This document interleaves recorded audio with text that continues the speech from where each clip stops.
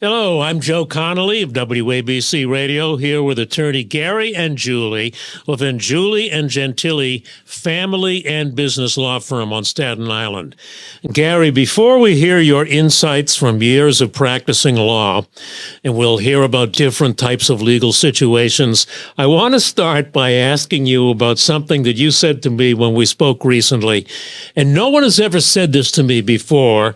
We've had one of these conversations, but you said, I don't want this to be all about me, me, me. And I thought that was very nice. Why'd you say that? Well, because I thought we were going to lunch, Joe, and I didn't want to have to pick up the tab. No, that's not really why. The real reason, Joe, is that I think that attorneys have a maybe not the best reputation because people think that they have large egos, and maybe in some cases they do. But the fact of the matter is, I think that for me, I remember, what I wrote on that law school application, which was, gee, I'm going into this because I'd like to help people. And I think sometimes that gets forgotten along the way. There's no point, going into a profession if you don't really internalize it, if you're not empathetic to people.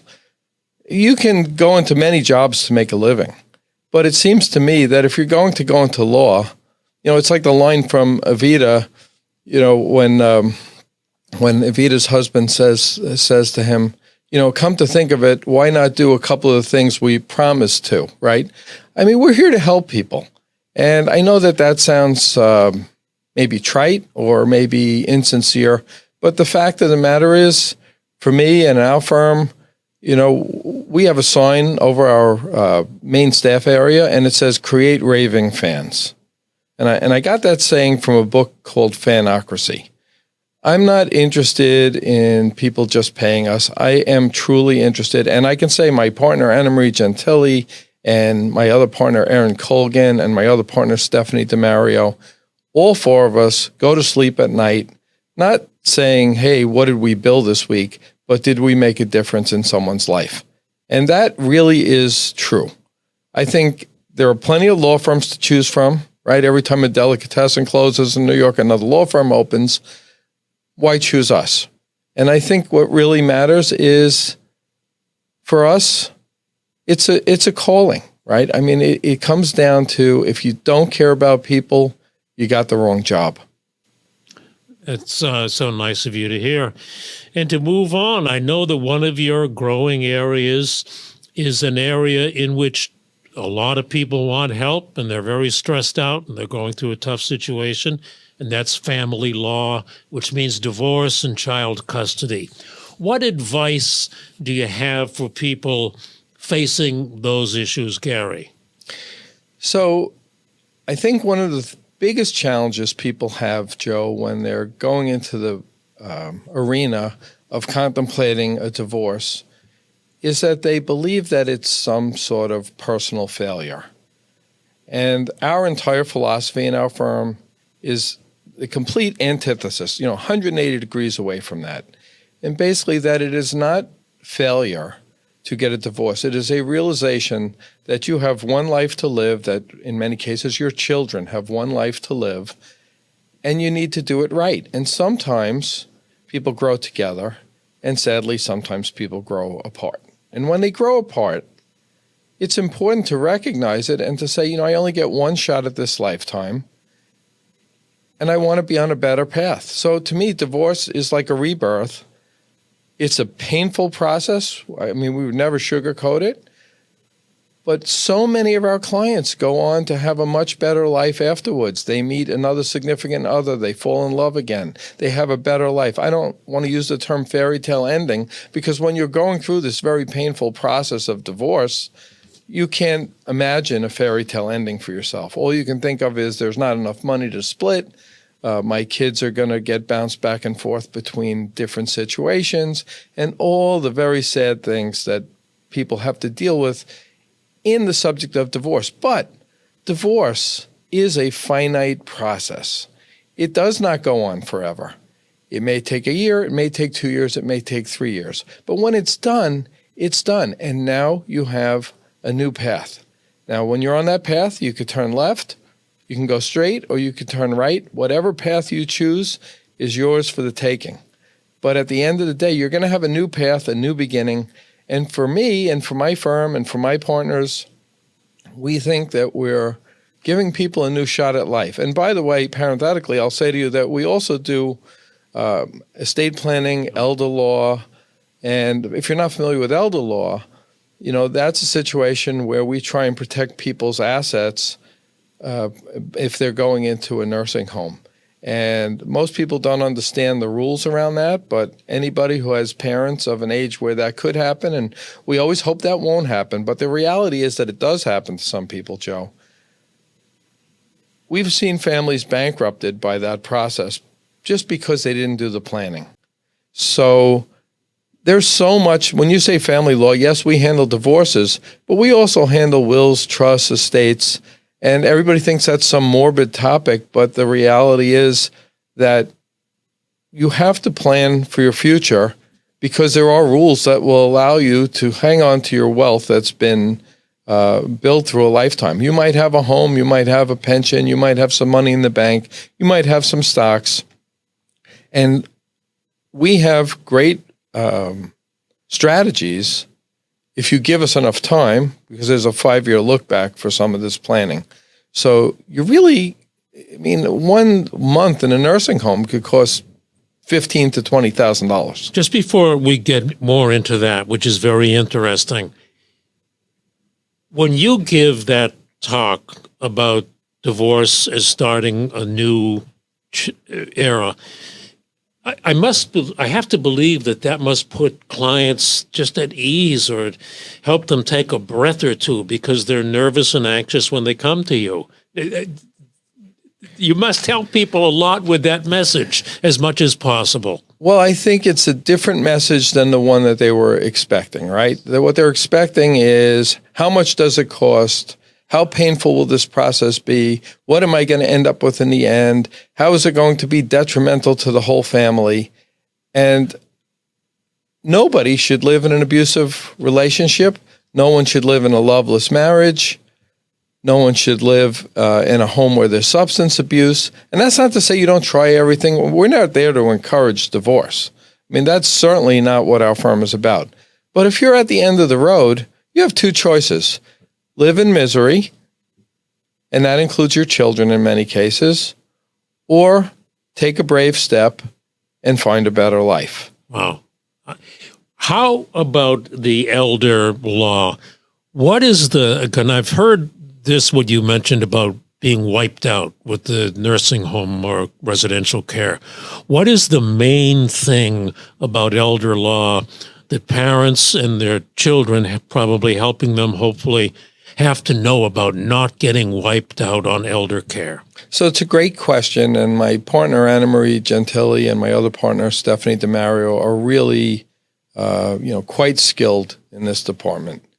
What people don't recognize is that if you end up in a nursing home, and families always say, "I'll never put mom in a nursing home. I'll never put dad in a nursing home," but when you have somebody who's suffering from severe dementia, you cannot get enough home health care to make sure. Even a healthcare attendant has to use a restroom, and someone could wander outside. There is just a point in people's lives, or physically, you cannot turn your home into a home that has all the handicapped accessible devices that you might need for someone who suffers from a true physical disability. So, despite the best laid plans of mice and men, so to speak, right? Everyone says, "I'll never put my parents in." But there does come a point for many families where sadly, there really is no alternative. Sometimes it's even a question of geography. You might live 2 hours away from or in another state from somebody that you really care about. So what happens is, if we put a loved one in a nursing home, the government will pay for that. And as I said, in many cases, $15,000 to $20,000 a month. However, if you have assets, upon your demise, upon your death, the government is going to seek a reconciliation of that money. So if you have a home that's worth $500,000, just pick that as a number, they're going to sell that. And if you ran up a $250,000 bill at a nursing home, the government is going to seek reimbursement. So there are strategies, mainly that include trusts, where you put certain assets in a trust in a certain methodology, but you have to have done it in New York for at least 5 years in advance. And then if you have done those, taken those precautionary steps, you will have shielded those assets from a clawback. And so people don't recognize this, or I think even if they've heard of it, the issue is that in many families, people think if they don't talk about these things, that they will never happen, right? They won't die if they don't do a will. They won't end up in a nursing home if they don't do planning. And it couldn't be the furthest thing from the truth, because we're all human.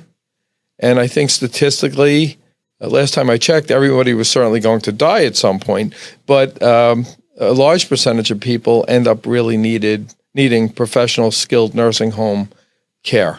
And when that happens, if you haven't done the planning, your hard-earned assets of a lifetime, maybe you worked for a lifetime and you managed to amass some stocks, some bonds, a home that got paid off, whatever it might be, that you're hoping that your 2 or 3 children or grandchildren might share in upon your demise, it's going to become greatly diminished when the federal government takes back their share of what they're entitled to. I have never heard that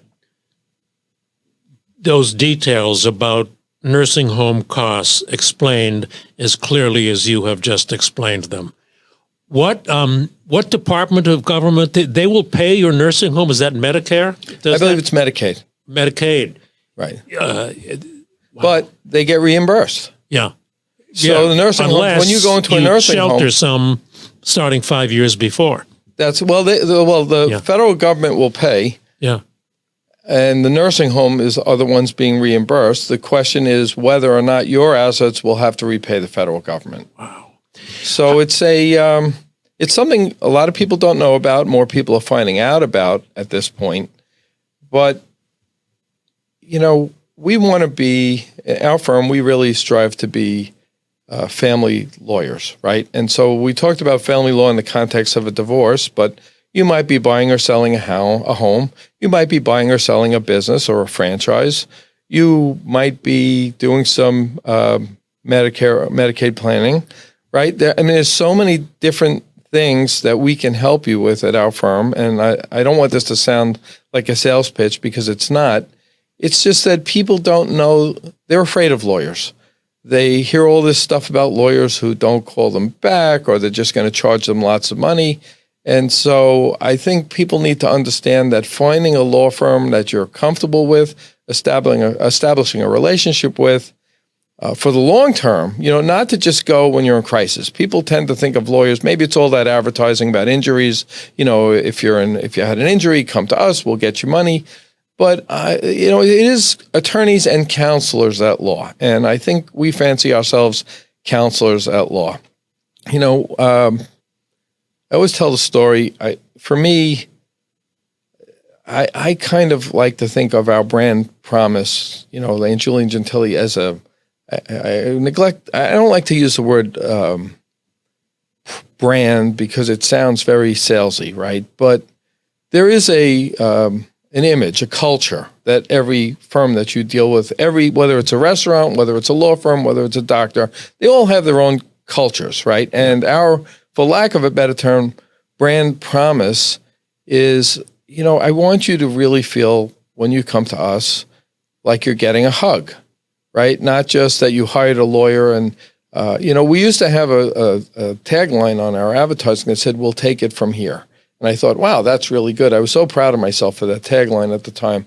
And I realized that really was about trying to somehow make us heroes, when in fact, people need to be heroes of their own story. And so what we strive for now, once I had that realization, is we want to make you hero. So a hero of your own story. So our new tagline is "Walk with Confidence." And implicit in that statement, "Walk with Confidence," is you're going to walk with confidence. We are going to be by your side. And the time to, get the roadmap is before you go into the woods. And we want to give you the roadmap before you go into the woods.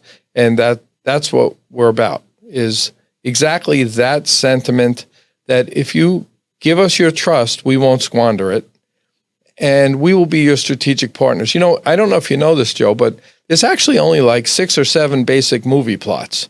And they keep redoing the same movie over and over again with different characters. And the movies that our culture has come to love are always about people being hero of their own story.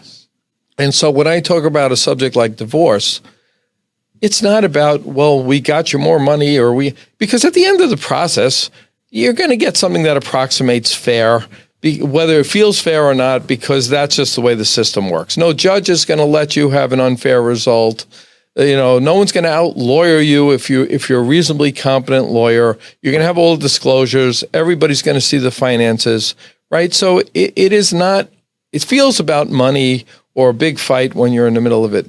But at the end of the day, it's about a new birth in life, and it's about being the hero of your own story. And that's what we want for our clients. We want them to be the heroes of their own story. So when we say walk with confidence in our tagline, it's a very deliberate choice. I mean, I went through, hundreds and hundreds of different taglines before we settled on it. And I thought walk with confidence made sense because it's really about you walking with confidence. Well, how would you be confident?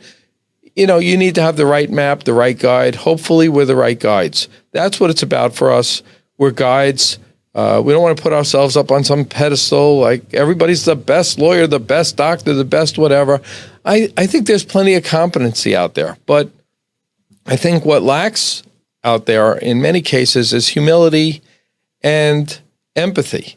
And if there's one thing, we have hundreds of positive reviews on our website. And I think it just comes down to the fact that we do have empathy. We connect with people. We try and, always get you a call back. I in 2019, I wrote myself an email and I printed it out and I pinned it to my, to the pin board in front of my desk. And it says, when was the last time your lawyer called you just to say hello? And that's the philosophy that we try and make. That part of that culture through our firm is what I think is really makes us unique, sets us aside. And that's not to say that other law firms don't care. Of course they care, right? But for us, it's a mission statement. It's a culture. In fact, we just launched a new program where we actually hired somebody to become what I refer to as a client advocate, where we have somebody starting to call clients and saying, I'm just calling you up today to see how you're doing, to bring you up to date on your case, to see if you have any questions or concerns. And so the idea of a client advocate, I thought, was a really unique piece to the puzzle that would differentiate us in terms of how we deal with the public. This is a great story you tell. In the time we have left, I want to go through your suggestions quickly on a few topics. One is, on a happy topic, buying or selling a business. What is your advice to somebody buying a business or selling a business? So I think the thing that people always focus on the business, right? It's a franchise. I'm selling a Dunkin' Donuts or whatever it might be, right? I'm selling a Subway franchise or any one of 1,000 different franchises that you can buy out there. Or I'm selling a small business. I own a restaurant and I'm selling my restaurant to the next entrepreneur who wants to take it over. And I think that the one component that everybody misses, that every business person misses, and that lawyers don't focus on, the single most important thing to worry about is the commercial lease. Because in most cases, unless you own your real estate, which is, probably a small percentage of people who own at least small businesses, unless you own your real estate, you're only as good as the remainder of your lease. So if I open a restaurant with a 15-year lease and I sell it with 7 years to go, it's a declining asset at this point. So how you structure your lease, the protections in your lease, the extensions in your lease, the security deposit that you're going to have tied up for years, the way guarantees, if any, are structured, whether there are what called good guy guarantees, for lack of a better word, and all of the little nuanced things. People only focus on the rent, right? But they don't focus on all the other parts of a commercial lease. And if you're running a small, and it's a, whatever, 2% a year increase. Doesn't sound like a lot unless it's 20 years. It's 2%, and it's not 40% more because it compounds every year. If you ever did that thing with the penny that doubles every day, you're worth like $5 or $6 million at the end of 30 days if you just keep doubling a penny. It's the same problem with a compounding commercial lease. Oh, we agreed to a 2% increase every year. Well, 2% is on the year before. It's not 2% on the first year. So 2% becomes 2 point something percent. And by the end, 40% probably becomes more like 50, 60% more than you were paying day one. This is great advice because people get so excited about the business and what they're going to do and what they're going to sell and how they're going to market it. Actually, that if I could just, it's really, it's funny you brought that up because I can't tell you how many people have come into our office with a franchise prospectus. And they think because it has a shiny sign and a system of operation, and they got the book and they went for the training that it's going to be something extraordinary. But in fact, many franchises are equivalent to buying yourself just a job, especially in a place like New York City. If you're in the Midwest where insurance is less expensive, where rent is less expensive, where labor is less expensive, a lot of these franchise models work a lot better. If you're in New York City, if you don't own multiple franchises, if you don't have, for example, an area development agreement to open 3, 4, 5, 6, 7, 10 franchises, in many cases, you're buying yourself a job. And while it seems sexy when you buy it, at the end of the day, the lettuce is coming in at 5:30 in the morning. And when the manager of the store can't be there, you're there picking up the lettuce at 5:30 in the morning. And, you laid out, think about a food court in a mall. Everybody sees how busy they are. But if you've ever read a lease for a regional shopping mall, and they are just, they're on legal paper. The print is unreadable. The electric clause in it could go on for 3 pages, how they figure out your electric bill, all the common area maintenance. And in essence, and I'm not saying don't do it. Please, I don't want to disparage the notion that all these businesses are successful. But many of them are not as successful as people believe. Selling your business. You've run it for years. I'm going to sell it and move on to a new phase. What advice do you have for those selling a business? Well, I'm going to go back to what I started this part of the conversation with, which is before I would go to sell my business, I would go negotiate, if possible, an option for my lease to be extended or an extension of my lease, because there's less value to a business with 5 years left on a lease than there is with 10 or 15 years, right? So someone comes in and they say, okay, I'm going to give the place a facelift. I'm going to spend a few $100,000. I'm going to refurbish the dining area. I'm going to upgrade the help. I'm going to upgrade the menu. And if you're going to spend major money doing that, and you only have 5 years left to recoup your investment, and don't forget, if you lay out, let's pick a number, $200,000 to do a refurbishment. To make $200,000, you have to actually make maybe $300,000 in pre-tax money to do that, right? So when you contemplate all that, a long lease is the key to the best sell of a business. People are buying location in many cases. They are buying reputation, but in some cases, people are going to come in, refurbish the place, close it, and redo it because they are buying location. So the day you go into your lease, the most effective thing to do when you're buying your business for the first time is to try and secure as many option periods as you can going forward. So when you're selling your business. Well, when you're buying your business, when you're opening your business, you're opening your business for the first time. And you and I meet and you're the landlord and you say, I'll lease you this place for 10 years. If I say to you, I'll lease it for 10 years, I'll give you your 2% every year, but I want 2 more options of 5 years each. So now I'm 10 years into it and I'm tired of running a restaurant or a diner or whatever it might be. I can now sell it with 10 years left on a lease, and that has value to somebody. If there's 3 years left on a lease, there's very little value to someone taking over. It's a wing and a prayer that they might get a lease renewal under terms that they can live with.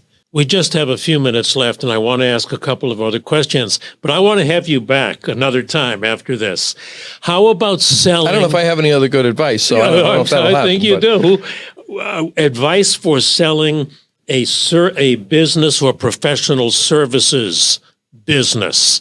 I mean, is it just a list of names that you're selling? Is it a client list? How about, as opposed to a restaurant, business and professional services? That's a fantastic question, Joe, because there's 2 ways you can run your service business. right? In our case, we've established a culture. And as important as my partners are to the business and as important as I am to the business, with a certain degree of training, we can move that business on because there's a culture there, right? But if the business is only about individuals in a service business as opposed to a culture, so let's take a plumbing business. A friend of mine, he owns a very lucrative plumbing business. When I call there, I get service almost immediately for some of my commercial properties, and they always send competent people. And as much as I'm friends with the owner, if my owner sold it, I know that this business is competent. So I like to think, like when it comes to our law firm, that if I weren't there tomorrow or my partner weren't there tomorrow, that the culture and competency continues. In many cases, professional service businesses don't establish an intergenerational culture, which includes mentoring, training, and just a general vibe about the way the business functions in terms of service. So when the principals of those businesses leave, I think, that's a problem because the next generation who buys it may not say, well, we agree to service your plumbing in 24 hours. That is such great advice. For instance, in my own case, we have a plumber, the only one we call because his business is so good. Handyman, the only one we call, not in the market for another. That is so true. I've never heard it put as you're selling the culture as opposed to just the client list. Last question. What are you hearing business owners talking about right now? Are they optimistic? Are they discouraged? What is the buzz among the business owners who you speak with? Well,